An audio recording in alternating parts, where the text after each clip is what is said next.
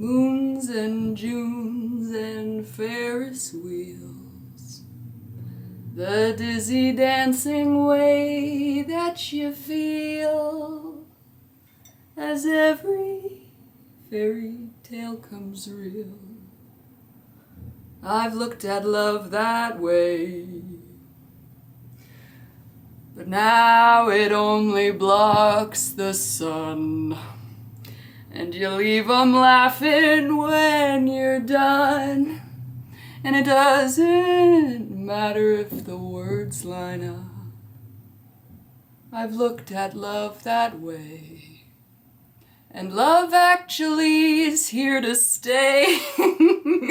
This is my Christmas special. I actually wanted to just sing the whole song, but I messed it up so fast. Love Joni Mitchell. And you know what? I do love this movie. I did my rewatch. I did a Love Actually rewatch, and I was filled with so many thoughts and feelings I had to take to the boot.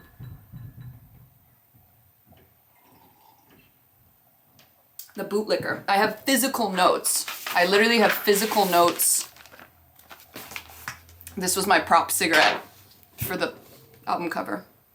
Let's start at the beginning. I was on the metro with my good friend Megan. Shout out Megan. And I was talking to her and I said, Love Actually, you know, I love that movie. I don't care if it's problematic. Like, I can't help but love that movie. And she was like, is it problematic? I don't remember if I've ever seen it. Like, I don't know anything about the movie. Like, what's problematic about it? And I was like, I can't quite remember. I just know that it's kind of dated. And then I was like, no, the one plot I remember that's kind of weird is Colin Firth, like, smashing his house. This is what I said on the metro. I was like, Colin Firth smashes his housekeeper who doesn't speak any English and falls in love with her, and they don't even speak. And then I watched the movie. And funnily enough, not to spoil, I'm gonna go through each plot by plot. That one kind of exceeded my expectations. Like, that one isn't as bad because she is a consenting woman and she felt it too, I guess, other than the whole river scene. But we're gonna get to that because I'm gonna go through each. It's an ensemble cast with lots of different UK love stories around Christmas time, and then they kind of all come together at the end, but like not really. And if you haven't seen it, I'm not gonna explain this movie to you. Like, just don't watch this video at all, or pretend you've seen it, or watch it and come back. But I've probably seen this movie twice in my life before this rewatch. My mom loves it, my aunt loves it. It wasn't, like, it's not a kid's movie, so I didn't, like, grow up on it like I did, like, Elf or something like that. But I remember seeing it and enjoying it, but also being like, okay. And yeah, there's a few jokes, and even I watched it it's on Amazon Prime in Canada, and it even opens with, like, this movie was made in the thing that it was timed in, and please be respectful that we don't think this way about trans people now, and stuff like that. And there was a few jokes about that, but yeah, we're gonna go through it plot by plot in order of appearance. And I don't know how much battery my camera has, so we might have to do this in a few parts. Number 1, Billy Mack. Comic relief. He's the guitar guy who sings the Christmas song. It was good to start with him. He's a good, funny character, sleazy UK, you know. I really like this movie for just being British. His love interest is his manager, and I love that. Next one, Colin Firth. Yeah, so God, there's so much to say about this movie. It's almost hard. Basically, we're gonna jump around a little, assuming you've seen the movie. He is opened up in the movie by being cheated on. He's at his wife's room, and she's like, oh, babe, I'm sick, like, you go on without me. He's like, okay, and then he comes back, and then there's a man in his apartment, and he's like, oh, hello, what are you doing here?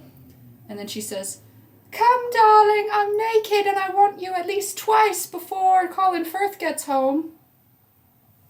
Cheater, evil woman, right? We are going to be comparing this later to the Joni Mitchell, Emma Thompson, Alan Rickman iconic cheating scene. Right, so she's the devil, but he moves away and goes to write, as he always does, in Marseille. He goes up there every year. And this year he gets a new housekeeper. Ooh. She might be beautiful, but I don't know.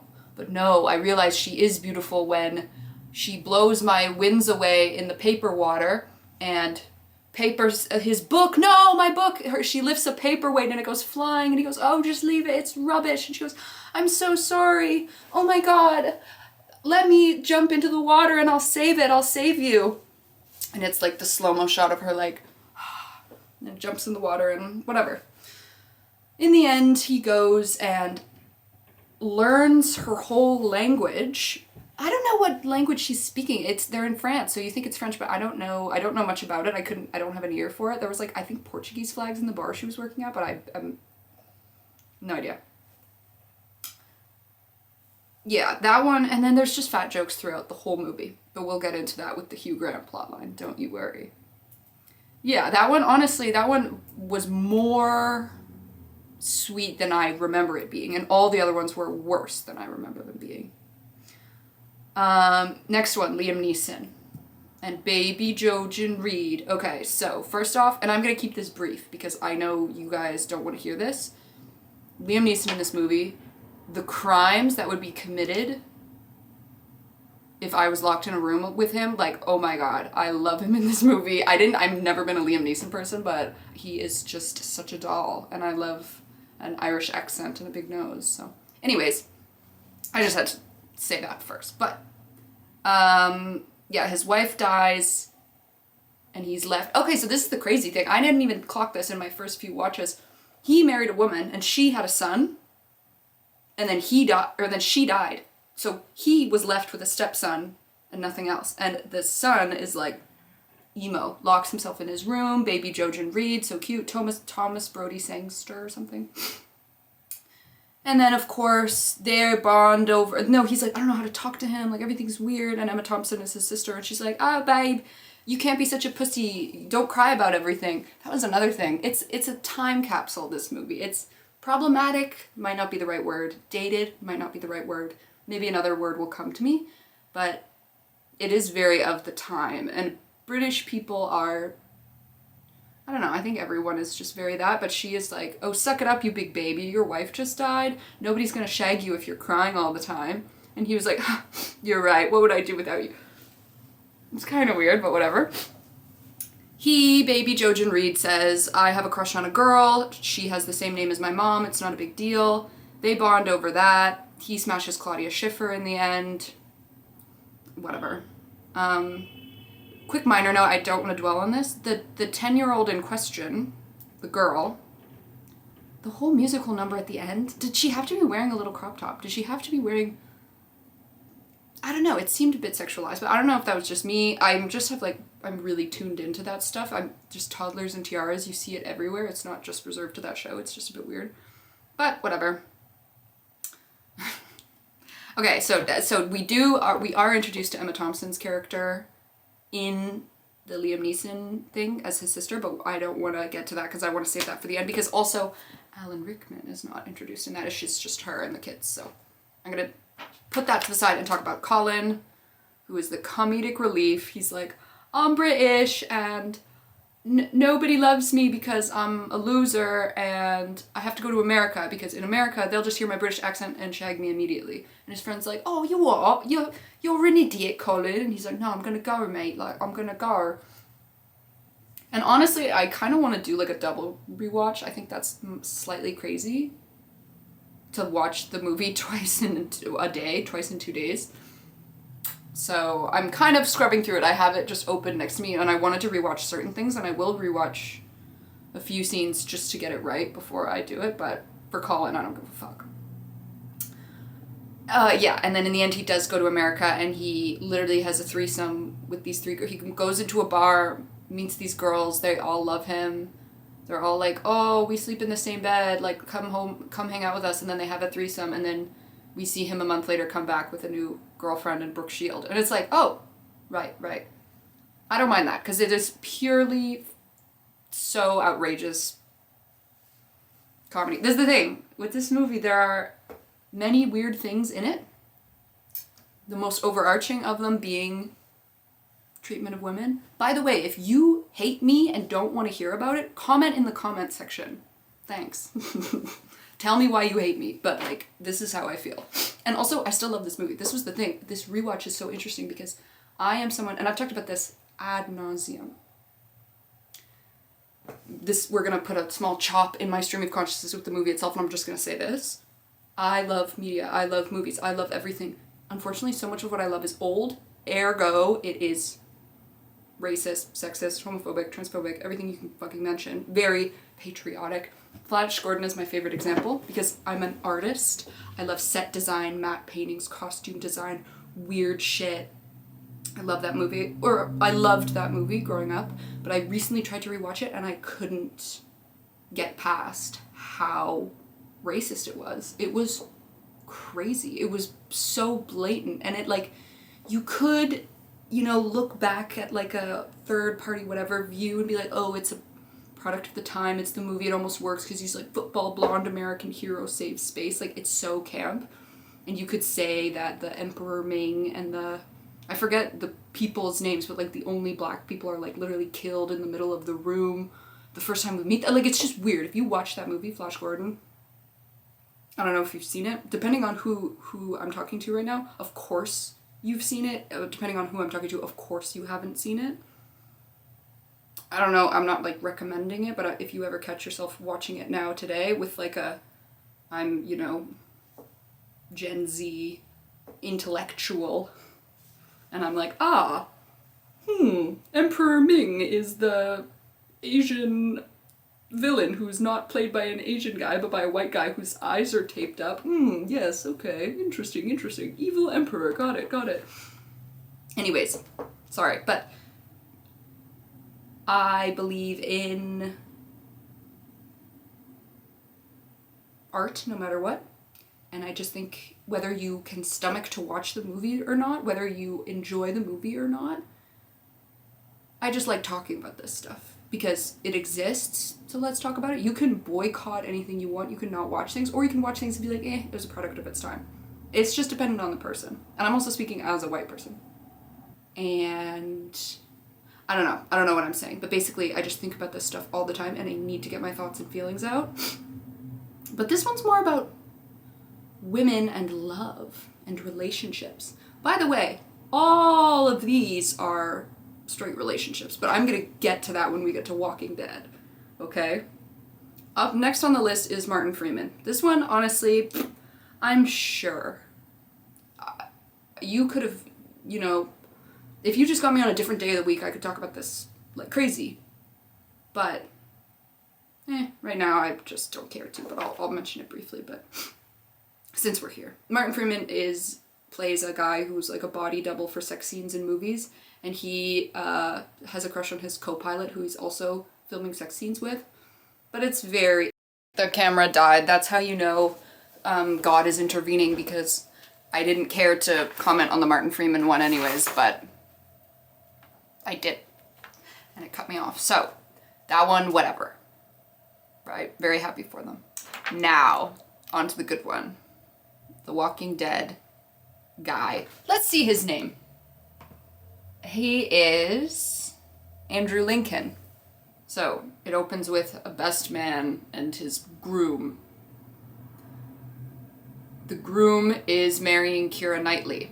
The groom's name is Chiwetel Ejiofor, but we wouldn't know that. Well, that's the actor's name, but we don't know anything about this guy because he's not really in the plot. So he's marrying this girl, Keira Knightley. The best man is filming the wedding video, and he's such a good guy. He orchestrates this whole Beatles number in the church, and he's so great. And look at him, his puppy dog eyes. He's the underdog man, and he's looking very longingly, sadly. And Laura Linney is at the wedding, and she's like, do you love him? Are you in love with him? And he was like, what? No, I'm not. And we're going to put a pin in that and circle back to that. And then anyways, he goes to, no, whatever. He's filming the video, they ride off into the sunset. And then later, Keira Knightley is like, hey, whatever, Walking Dead, do you have the wedding video? And he was like, well, I don't have anything. No, I don't have anything at all. And she's like, please. No, it's right here. She puts it in and she's watching it and it's all like shots of her, only of her. There's nothing of anyone else. And she's like, you love me. You're only filming me. And he's like, and then whatever, he runs away. Now, just to quickly circle back to the, before we get into the iconic scene with the Taylor Swift music video notes, I'm in art school, and during critiques, often people will do this thing that bothers me where they say what they would have wanted to see and not just critiqued what was there. I am going to go back on my word and I am going to say what they should have done. This is the movie I would have wanted. And yes, I'm a progressive, pro-gay liberator. You're welcome. I was at Stonewall. They should have they should have done the reverso. They should have said, oh, he loves the bride. He loves the bride. And then only as the movie unfolds, you realize, no, he was in love with his best friend. He loves his best friend, the guy. And then that's why he couldn't say it. With it being, they did like a weird reverso thing. They should have, whatever. There's a lot more tragedy to that if they had done the gay route, because as of right now, it's just cheating. Because guess what? Christmas Eve, he knocks on the newly married couple's door with notes to her saying, shh, your husband's upstairs. I love you. To me, you are perfect. And he's like, I just had to tell you once and I'll walk away forever. And then she runs out and kisses him and then goes back to her husband. Kind of weird, right? I don't like it. I don't like it. But I've also had a thing about cheating for a while.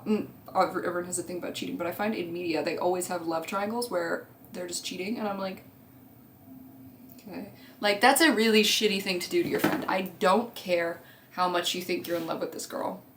Is that crazy of me to say? Maybe one day I'm gonna have this happen to me IRL and it's gonna bite me in the ass and I'll be like, oh, I understand Love Actually now. But as of right now, I'm like, no, that's shitty. But if they had done the reverso gay thing and he was still married, I still think that's beautiful. And I don't know how that would have ended. I seriously doubt it could have been a happy ending. Like, literally no matter what happens, it's too awkward. Maybe, I don't know. But that one is crazy to me. And I think Keira Knightley is only like a few years older than Jojen Reed in this movie, and he's playing like an actual child. All right. Now this is the good one. Should we, let's quickly touch on Laura Linney before we do the big final two, the Hugh Grant plotline and the Alan Rickman plotline. The Laura Linney plotline makes me so sad. She is in Ozark and Truman Show. Haven't seen Ozark, I love the Truman Show. She is at the office, and there is a guy in her office, Carl, who's beautiful, a very Fabio type. You know, tall, dark, and handsome. And she's just in love with him. She thinks he's so cute. And then, for some reason, Alan Rickman the boss pulls her into the office and is like, yeah, you should make a move on that. It's getting pretty desperate. So inappropriate, but I digress. She and him eventually do, all throughout the movie, she's getting phone calls from someone. Her and Carl eventually do hit it off at the Christmas party and they end up going home together. He does care. He does love me. I am not invisible. He noticed me. They're smooching. She gets a phone call. It's from her, I assume, like, paranoid schizophrenic brother. Or it's her brother, but And she, like, interrupts the makeout sesh to be like, hi, no, I can't get the Pope on the phone right now. Bon Jovi's not here right now. Oh, sorry, it's my brother. He's not well. And he's like, Carl's like, oh, that's okay, shit happens. Like, I'm sorry you have to go through that. She's like, yeah, my parents are dead, so he's my responsibility now. And he's like, okay. And then they start smooching again, and then he calls again, and he's like, don't answer it. But she does.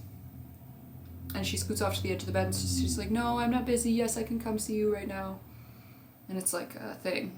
And when she goes to place, and it's just like dark as fuck. It's dark as fuck. He's in a mental hospital. He tries to hit her. It's crazy. He's like, the nurses are trying to kill me, and she's like, no, it's not. No, you're okay. Fucking crazy. And then they see each other at work again, and they're like, and they're not together. And I'll tell you what. Once again, what the movie should have been. Maybe have a happier fucking ending in the Christmas movie. So if I have a loved one who suffers from something like schizophrenia, I have to give up my love life. That's not it. That is the most depressing. And the movie ends, everyone's like the montage of all the people hugging at the end. She's like hugging her brother. And that's nice for the brother and for her, you know, but not when the whole movie has been building up to her. Honestly, she seems in life pretty unhappy. She's very nervous all the time. She's very like, oh shucks, not me again. And to know that she doesn't get the guy because of her burdened brother, that's what it is. I'm like, I don't love that. I really don't love that for so many reasons. And I feel like Carl was a nice enough guy. He would have understood, and he would have been there, and she should have, like in the movie, it should have been more of a conversation of like, oh, blah, blah, blah. Like, I don't know, like talking about it, navigating, having two relationships at once, because it's possible. You shouldn't overextend yourself and give up every aspect of your own life to deal with someone else's mental health issues. I'm obviously speaking as someone who hasn't had to deal with that, but like, come on, it's a fucking Christmas movie. She doesn't get the guy that she's been in love with this whole time, and he loves her back, but he can't be with her because, like, anyways, I'm just saying the same thing over and over again, so I'm gonna move on, but that's crazy. Negative points for that plotline. Very upsetting. She literally does not get a happy ending. All right. Now, Hugh Grant is the Prime Minister. And he can do no wrong, I guess. But he is good looking and young, and he's the new Prime Minister, and he's cool. And there's a girl who works there, Natalie, who's played by Martine McCutcheon, whatever. She is so cute. I love her. I love her voice. I love her smile. I love her swears. I don't care. She is so cute. Fat joke after fat joke. It's like Bridget Jones' Baby. I was just talking to Jenna about Bridget Jones' Baby and how I'm like, that movie is like literally hard to watch because she's not fat and they just keep calling her Tub all movie. And it's like, I know there was a book and I respect that and I respect what they were doing and it's a time capsule, like, who am I to be like, blah, blah, blah, blah. But still, I'm like, this actually sucks for this poor lady. Like, she's literally gorgeous and like, whatever. Once again, I am speaking of someone who's not in that environment right now, so I'm like, what? And it's the same thing with fucking Titanic. Everyone was talking about when Titanic came out, the weight stuff is crazy, but they laid on a bit thick in this movie, regardless. Hugh Grant and this woman, so she works at Downing Street and she's bringing him tea and coffee and stuff and like files and stuff, and he's like, oh, she's so cute, I'm in love with her, blah. And she'll like leave the room, he'll be like, idiot, why'd I say that? Like, it's like, oh, even the Prime Minister can have a crush on a girl. And then the President of the United States comes to visit. And this is, I'm not even kidding, this shocked me. There's literally like a Me Too situation where the president is like shown as a sleazebag. And the two men are in a room, and then Hugh Grant leaves for a second, and Natalie goes in to bring them tea and stuff, and then as soon as Hugh Grant comes back, he sees the president kind of like on her, and she's like, and like he catches them, and he's like, and it's first off, the music that's playing is like do do do do do do do do wah wah awkward. That's what it is. It's crazy. And he's like, oh, right. And she's like, oh, sorry, I was just leaving. And he's like, nice piece of ass on that one, hey, old buddy, old pal. And it's then followed by a press conference where the two of them are up there. And Hugh Grant goes, you know what? I'm not going to let this American bully take whatever he wants, everything that is dear to me. And he like looks at her in the press conference, and she's like, and then he's the man of the hour. The next scene we see of Hugh Grant, technically not the next scene because he calls his sister, but the next scene we see of him and the girl, he fires her. He tells his other lady coworker, says, hey, can we redistribute her? It's just a personality thing. Please don't ask. And she said, who? The chubby girl? Yeah, sure. Okay, right. Love that. Next scene we see of them, he's opening Christmas cards from this politician, that politician. Ugh, who cares? And then he receives a very heartfelt one from Natalie, apologizing for that day and how she shouldn't have. I mean, it doesn't say all this in the in the card, but she's apologizing for being caught with the president. She was like, sorry, you fired me, so I'm yours. I'm yours with love. And he's like, I have to go to her. And it's Christmas Eve and it's the climax of the movie. And he gets up and he knocks on door after door until he finds her door. And then he finds it. And then he's like, oh, let's go to the fucking Christmas show together. Whack. They go to the Christmas show. They're in the car. Fuck, I honestly just want to play the scene verbatim. He was like, I just wanted to talk to you and thank you for the Christmas card. And she was like, oh, thanks, yeah. I just wanted to apologize for that day in the president's office. I almost want to find exactly what she says because there's a choice of wording that truly makes me go like, I'm sorry, what? She says, I walked into the room, he was all over me, there was a fire going, I don't know what I was thinking. Yeah, okay. I don't know if you can hear, but I'll say it again. Thank you for the Christmas card. You're welcome. Look, I'm so sorry about that day. I mean, I came into the room and he seemed towards me and there was a fire and he's the President of the United States and nothing happened, I promise. I came into the room and he synced towards me. There was a fire burning and he's the President of the United States. Nothing happened. And now I just feel like such a fool because you're really the man that I love. Okay, so I don't know about y'all, but seeing that scene, she didn't look like she was like, the fire was burning? You're trying to tell me that there was a romance in the air? A romance in the air. That guy had already been reported to make a move on her, be like, hi, how you doing? Hey. And she was like just walking by. Like, it's true, like she was not fucking interested. He put his hands on her and she got fired for it. And now she's apologizing. And when she says all this, right, you might be like, oh, you know, but Hugh Grant's a nice guy, right? Like, blah, blah, blah. Check this shit out. I felt like such a fool because I'm gonna get shit for this. actually. Here, wait, I can't show. Man, I'll be deep. really? Oh yeah, as soon as she says it, this guy Oh, wow. That really was just around the corner. who's in the car jumps over her.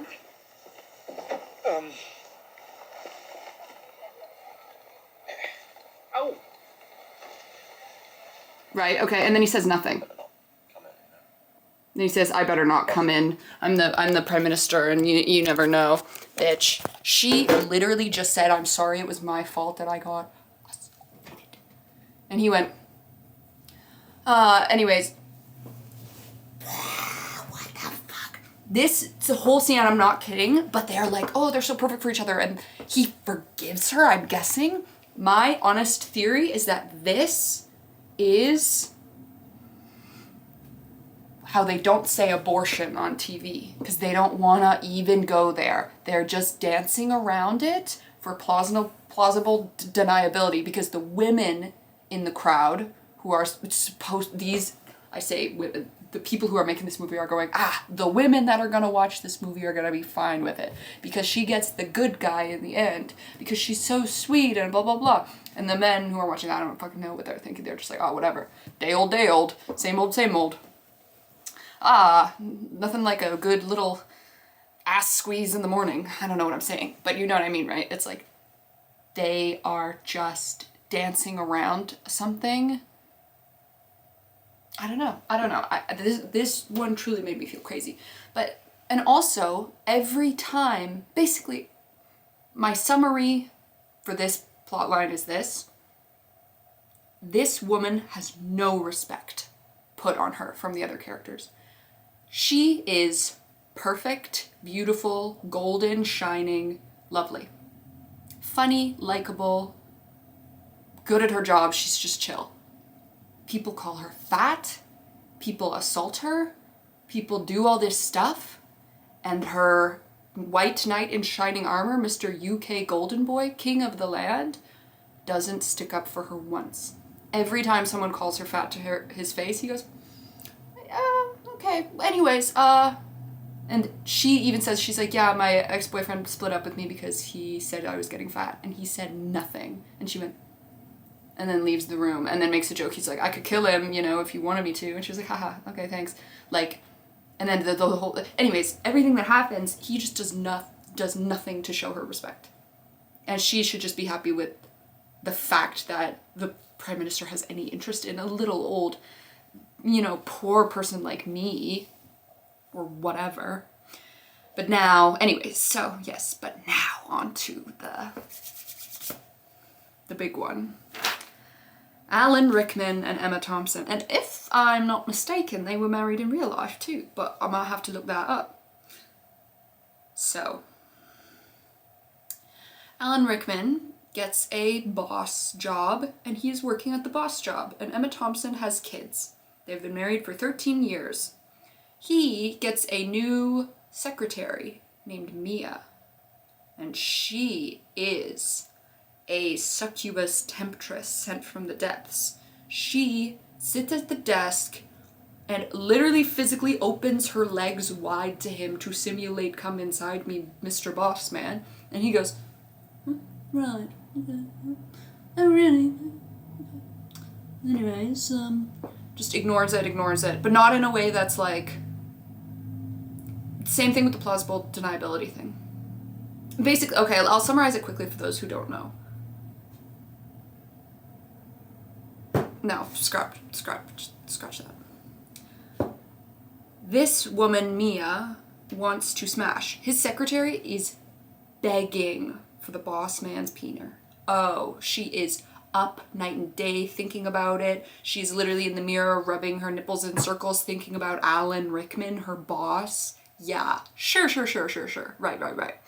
He has no idea. What? Oh, does she really? Right. She calls him, she says, oh, are you gonna buy me a Christmas gift?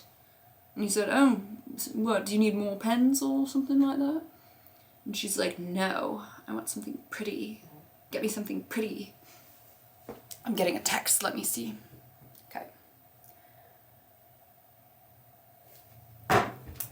So anyways, he goes and buys her, oh fuck, I didn't even say this part. At the Christmas party, she is literally dressed up as the devil. Not a Halloween costume, babe. That's fine though. Whatever. Emma Thompson is also at the Halloween party and is like, she wants to smash. She's a lovely girl, isn't she? And he's like, no, I didn't notice. She was like, yes, you did. That's fine. They're like at night and she's putting on her hand cream and they're like a married couple and she's like, don't think I don't notice that shit, but whatever. He buys her, he's at the mall and he buys a golden necklace. Jewelry. Nice jewelry. Emma Thompson finds it in his coat pocket. She catches him buying it. She's like, what's this then? Haha. Finds it in his pocket. She's like, oh, what am I getting for Christmas? Christmas comes and the box that she thought it was is a Joni Mitchell CD. Both sides now. 2000. And she knows that that necklace is with that other girl. And she cries. And she puts the CD, she excuses herself from the kids playing, and she goes and puts in the disc and cries in the bedroom. And it's such a good scene. But what I say is this, and it's kind of left open of what their relationship ends, which I like, but here's what I'll fucking say, and I could actually like thrash and scream and rip my hair out and like pound my face into the wall on video and upload it to youtube.com. This is the most hilarious form of the man tripped into a room, tripped, and his erect penis fell accidentally into another woman. This is what is going on. The Colin Firth girlfriend is a cheater, pumpkin eater. She's the devil. I'm not gonna say that because yeah, this girl Mia is literally the devil. They dress her up in a devil costume to represent temptation. Bitch, are you serious? And he has no idea it's happening, and then, oh, before it's too late, they still paint him as this likable guy. He is a scumbag, and everyone knows it, but the movie frames it that he is innocent in a way, and then when she finally confronts him, she's like, I found a necklace in your thing, and I didn't get a necklace, so now I'm wondering where that is. Did you give it to someone you're sleeping with, or someone you're in love with, or what? And he went, oh, I'm a right fool, aren't I? Like, oh, I've done it now. And she's like, yeah, you have done it now. I just can't believe it. In what history of anything, maybe there are examples, obviously there probably are, but like, come fucking on. If a boss is sleeping with his secretary, it's in a 9-to-5 fashion. It's in a fashion that's perverted and power play, like, it's an abuse of power. I don't know. No, I do know, like, hello. It's literally this secretary who's like, oh my god, I want it so bad, like, give it to me. You're trying to tell, no, I don't fucking care. This actually pissed me off properly, but I still love, the scene still resonates. The climax of this story where Emma Thompson cries in her room alone, realizing that her husband's cheating on her. That is, I think it was because maybe there was something in Alan Rickman's contract where he didn't want to be, no, because he was a fucking villain in Harry Potter. And he was a villain in Die Hard, so tell me why. No. It's crazy. It's really, really crazy to me. But watch this fucking movie again, and like with this lens, you'll see they do every possible cartwheel, somersault, back handspring to still make the audience like and empathize with him. He is a scumbag. He is a rake through and through. But it was her fault. Mia asked him to get the necklace. She asked it. She's a homewrecker. She's the devil.